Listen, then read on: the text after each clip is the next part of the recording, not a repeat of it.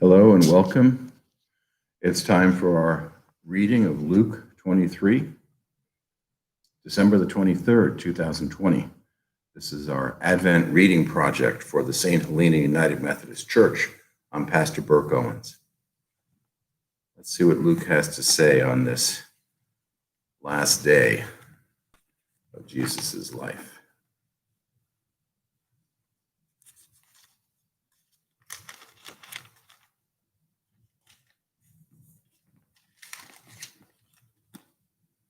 The whole assembly got up and led Jesus to Pilate and began to accuse him.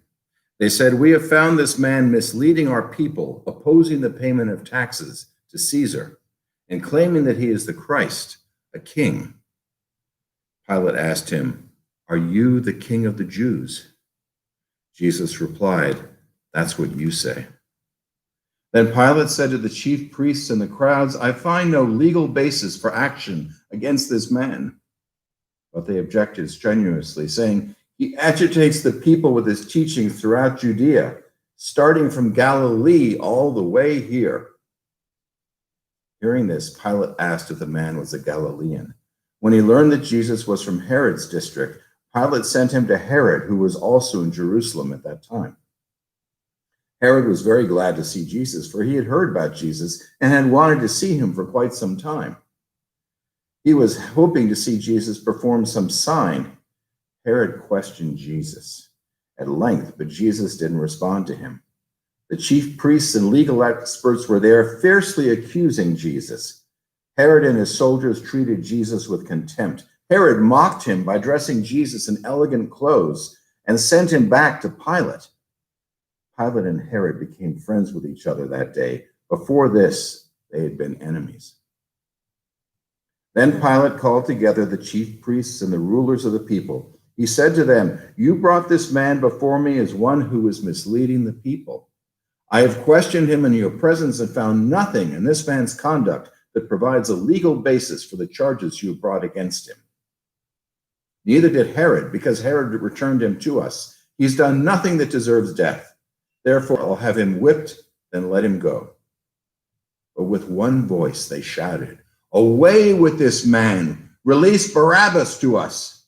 Barabbas had been thrown into prison because of a riot that had occurred in the city and for murder. Pilate addressed them again because he wanted to release Jesus.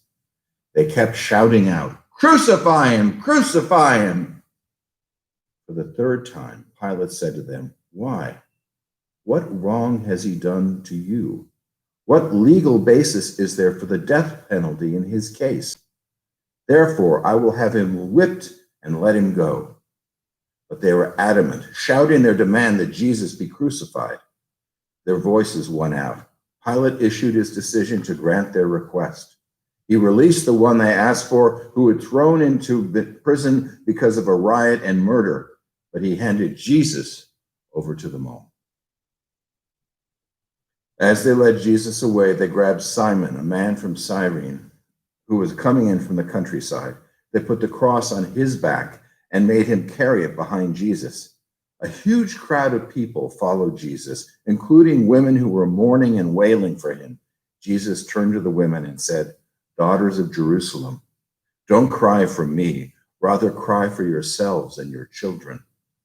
The time will come when they will say, 'Happy are those who are unable to become pregnant, the wombs that never gave birth, and the breasts that never nursed a child.' Then they will say to the mountains, 'Fall on us,' and to the hills, 'Cover us.' If they do these things when the tree is green, what will they do when the tree is dry?" They also led 2 other criminals to be executed with Jesus. When they arrived at the place called the Skull, Golgotha, they crucified him along with the criminals, one on his right and the other on his left. Jesus said, "Father, forgive them, for they don't know what they do." They drew lots as a way of dividing up his clothing. The people were standing around watching, but the leaders sneered at him, saying, "He saved others. Why can't he save himself? If he really is the Christ sent from God, the chosen one." The soldiers also mocked him. They came up to him, offering him sour wine and saying, "If you really are the King of the Jews, save yourself." Above his head was a notice of the formal charge against him. It said, "This is the King of the Jews." One of the criminals hanging next to Jesus insulted him. "Aren't you the Christ? Save yourself and us." Responding, the other criminal spoke harshly to him. "Don't you fear God, seeing that you've also been sentenced to die? We are rightly condemned, for we are receiving the appropriate sentence for what we did. This man has done nothing wrong." Then he said to Jesus, "Jesus, remember me when you come into your kingdom." And Jesus replied, "I assure you that today you will be with me in paradise." It was now about noon, and darkness covered the whole earth until about 3 o'clock, while the sun stopped shining. Then the curtain in the sanctuary tore down from the middle. Crying out in a loud voice, Jesus said, "Father, into your hands I entrust my life." After he said this, he breathed for the last time. When the centurion saw what happened, he praised God, saying, "It is really true. This man was righteous." All the crowds who had come together to see this event returned to their homes, beating their chests after seeing what had happened. Everyone who knew him, including the women who had followed him from Galilee, stood at a distance observing these things. Now there was a man named Joseph who was a member of the council. He was a good and a righteous man. He hadn't agreed with the plan and actions of the council. He was from the Jewish city of Arimathea and eagerly anticipated God's kingdom. This man went to Pilate and asked for Jesus' body. Taking it down, he wrapped it in a linen cloth, laid it in a tomb carved out of the rock in which no one had ever been buried. It was the preparation day for the Sabbath, and the Sabbath was quickly approaching.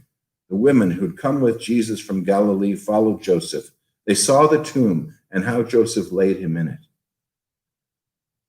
then went away and prepared fragrant spices and perfumed oils. They rested on the Sabbath in keeping with the commandment.